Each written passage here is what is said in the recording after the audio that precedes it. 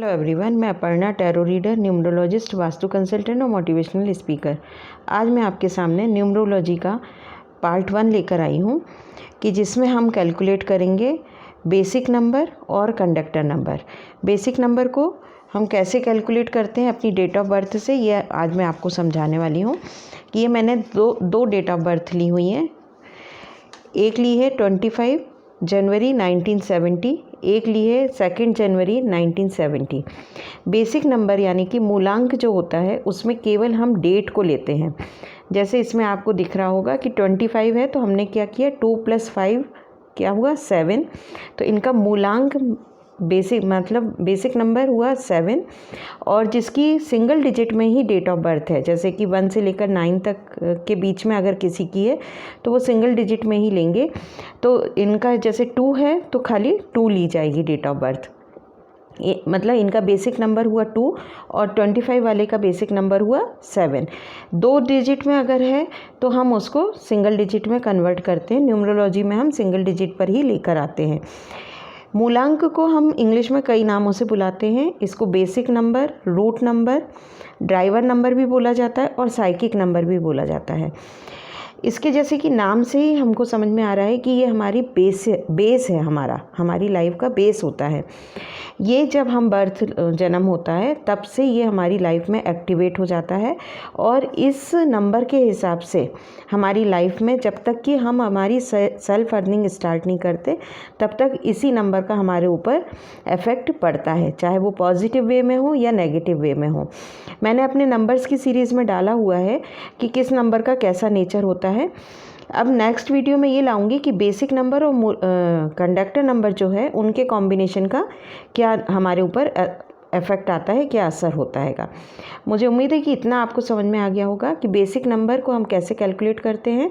अगर 11 है किसी की डेट ऑफ बर्थ तो 1 + 1 हुआ 2, है ना। अगर 10 है तो 1 + 0 1 आएगा, तो सिंगल डिजिट में हम उसको लेकर आएंगे तो 1 होगा उनका बेसिक नंबर।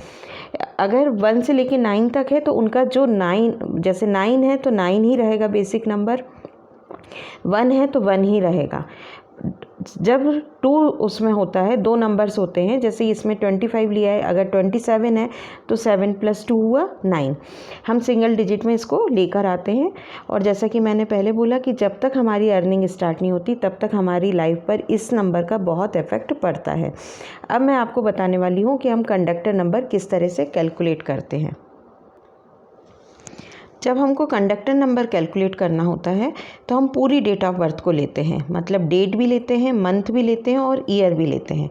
जैसे कि मैंने ये कैलकुलेट किया हुआ है कि इसमें कंडक्टर नंबर जब हमने कैलकुलेट किया है तो 25 डेट ऑफ बर्थ है तो 2 + 5, मंथ का 1 आ गया, जनवरी का है 1 प्लस, फिर हमने ईयर लिया 1970 तो 1 + 9 + 7 + 0, इनका टोटल आया 25 का। फिर हम सिंगल डिजिट में लेंगे तो 2 + 5 हुआ 7।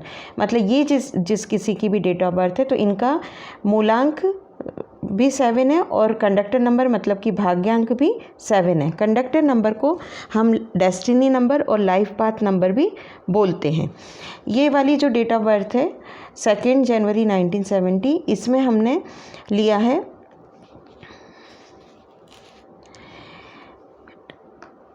डेट ली है 2 + 1 प्लस, फिर ईयर का लिया 1 + 9 + 7 + 0, इनका टोटल आया है 20, और 20 को हमने सिंगल डिजिट में लिया तो ये हुआ 2।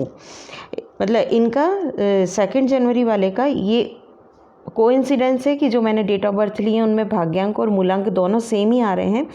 तो इसमें जो इनका मूलांक है वो भी 2 है और भाग्यांक जो है वो भी 2 है। भाग्यांक को हम इंग्लिश में बोलते हैं कंडक्टर नंबर।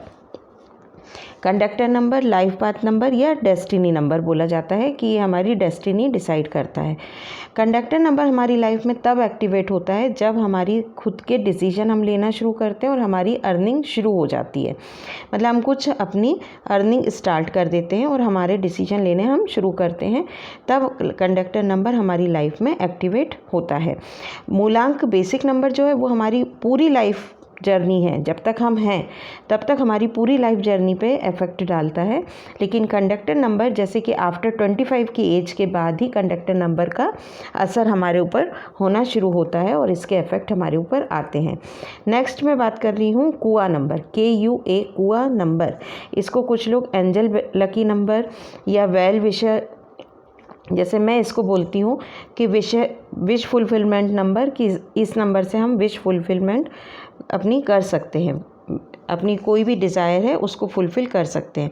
इसको कैलकुलेट करने के लिए हम क्या करते हैं, सिर्फ ईयर को लेते हैं। जैसे कि इसमें है 1970, तो यहाँ पे हम केवल ईयर लेंगे, 1 + 9 + 7 + 0, खाली इसको लिया जाएगा। तो ये हुआ 17, दोनों ही डेट ऑफ बर्थ 1970 की है तो 17 हुआ। 7 को फिर हम सिंगल डिजिट में करेंगे तो ये आया 8। अगर मेल है, मान लीजिए दोनों ही उसमें आएगा, तो अगर मेल है, मेल के केस में हम करते हैं, अगर मेल है तो ईयर को जब हम कैलकुलेट करते हैं, टोटल करते हैं, तो कुआ नंबर में मेल के केस में हम 11 में से माइनस करेंगे जो भी आया है। जैसे इधर 8 आया तो 11 में से हमने 8 माइनस किया तो ये आया 3। और फीमेल के केस में 4 में प्लस किया जाता है, 4 + 8 हुआ 12, और 12 को फिर हम सिंगल डिजिट में लेंगे तो 1 + 2 हुआ 3। कुआ नंबर, अगर आपको कोई भी प्रॉब्लम आ रही है, आपकी कोई डिज़ायर फुलफ़िल नहीं हो रही है, कुछ भी है, किसी भी चीज़ की प्रॉब्लम आ रही है, तो कुआ नंबर को हम हमारी रिस्ट के उधर लिखते हैं। जैसे कि मैं आपको बता देती हूँ, शो करके बता देती हूँ। ये देखिए, ये मेरा हाथ दिख रहा होगा आपको। अब